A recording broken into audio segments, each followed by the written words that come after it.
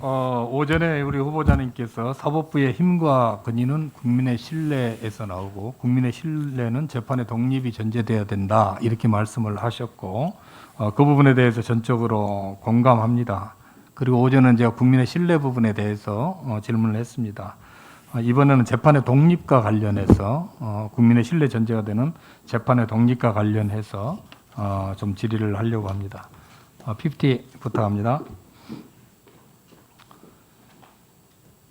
재판의 독립은 우리 헌법 103조에 나와 있는 법관은 헌법과 법률에 의하여 그 양심에 따라 독립하여 심판한다. 이 규정을 근거로 얘기가 되고 있는 내용입니다. 이걸 보면은 재판의 독립은 의무는 법관에게 부여를 하고 있습니다. 그렇죠? 어떤 압력이 있더라도 네네. 법관은 법률과 헌법과 법률 그리고 양심 세 가지에만 좌우되고 그 외에 영향을 받아서는 안 된다. 이렇게 해서 법관더러 그렇게 해라고 헌법은 명령을 하고 있는 거죠. 네네. 예. 그런데 아까 오전에 계속 얘기가 나왔습니다만은 광화문 8.15 집회 관련해 가지고 이게 재판의 독립을 저해하는 거냐 아니냐 여기에 대한 논란이 계속 있었습니다. 그렇죠. 여기를 보면은요 이게 잘못됐다 이 결정이 잘못됐다 이렇게 해서 수많은 국민들이 심지어 판사에 대한 해임 청원까지 했습니다. 34만 명을 돌파를 했는데요. 그뿐만이 아닙니다.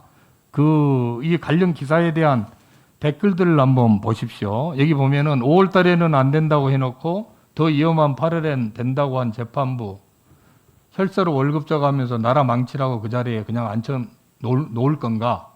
판사도 판사이기 이전에 국민이다. 이게 국민들의 외침이고요. 판사 하나가 대한민국 방역을 무너뜨리고 있다. 이런 아우성들이 곳곳에서 일어났습니다. 그 일환으로 이 정치권에서도 그 결정이 잘못됐다는 비판이 있었습니다.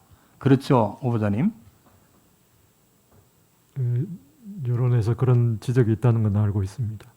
이런 비판할 수 없습니까? 국민들에게 표현의 자유가 있고 재판에 대해서 판단하고 평가할 자유가 있지 않습니까? 그게 정치권이 됐든 국민이 됐든 당연히 할 수 있는 거죠. 국민들 입장에서는 당연히 비판하고 평가할 수 있다고 생각합니다.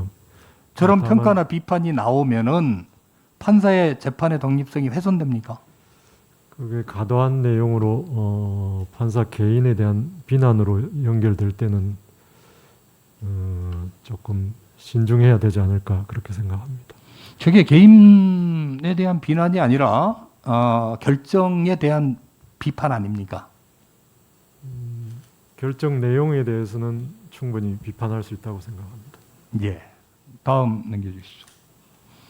저 사진 한번 보시죠. 2019년 10월 11일 날 자유한국당 나경원 원내대표가 서울 서초동 대법원 앞에서 열린 조국 법무부 장관 동생 구속영장 기각 관련해가지고 항의 규탄 회의를 하면서 발언을 한 모습입니다.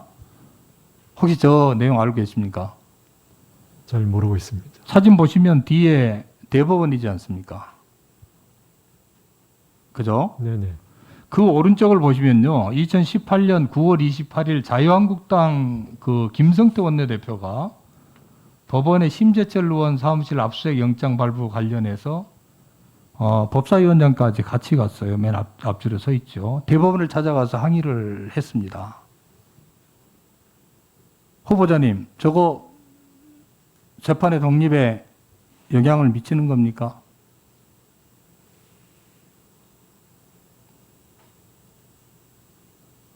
네, 제가 구체적인 내용에 대해서 적극적으로 대답하기가 좀 어려운 사안 같습니다. 법원의 결정에 대해서 여야를 떠나서 잘못됐다고 하는 판결이나 결정에 대해서 무수하게 많은 정치권 인사들이 거기에 대한 평가를 하고 비판을 해왔습니다. 실제로 어떻게 보면은 8.15 광화문 집회 관련해 가지고는 공익적 성격이 굉장히 강합니다. 그 결정으로 인해서 어떤 방역 체제가 무너지고 우리가 지금 이렇게 어려움을 겪고 있지 않습니까? 그러면은 거기에 대해서 당연히 비판하고 앞으로는 그런 결정을 해서는 안 된다고 경고하는 것이 지극히 당연한 것이라고 생각을 하는데 그것마저도 재판의 독립에 방해가 되니 하지 말라. 이렇게 얘기하는 거는 재판의 영역을 완전히 성역으로 남겨놓는 그런 결과를 초래할 것으로 생각을 합니다. 그렇지 않습니까? 재판의 내용에 대해서는 충분히 비판이 가능하다고 생각합니다. 사법부의 독립, 재판의 독립이라고 하는 것이 행정부와 입법부, 권력, 부당한 압력으로부터 독립을 얘기하는 것이지 국민의 생명과 안전을 지키기 위한 의무로부터 자유는 아니지 않습니까? 그렇게 생각하지 않습니까?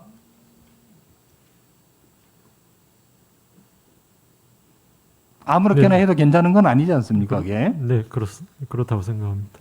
그러면 이런 비판과 이 평가에 대해서 서울행정법원은 집회 허가에 대한 판결문을 공개를 했습니다.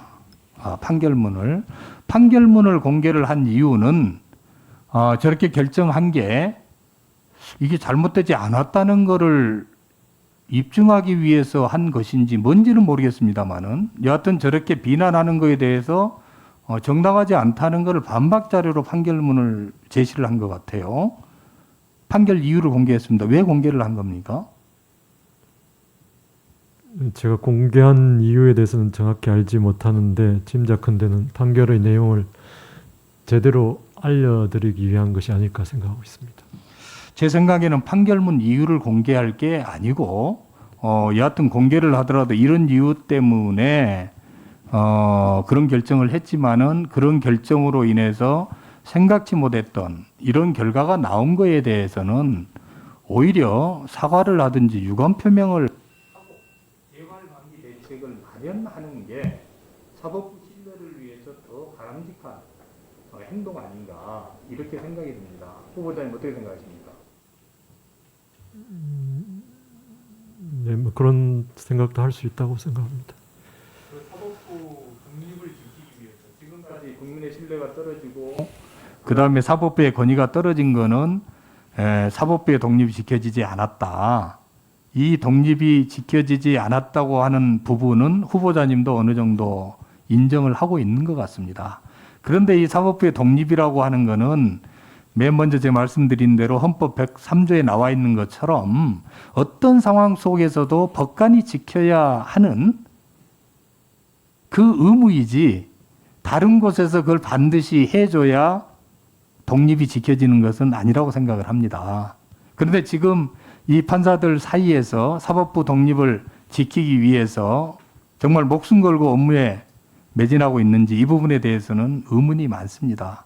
앞으로 후보자님께서 대법관이 되시면은 사법부 내에 어떤 이 재판의 독립을 지켜서 국민의 신뢰를 얻는 사법부로 자리매김하기 위해서 어떻게 하실 건지 그 말씀을 좀 해주시죠.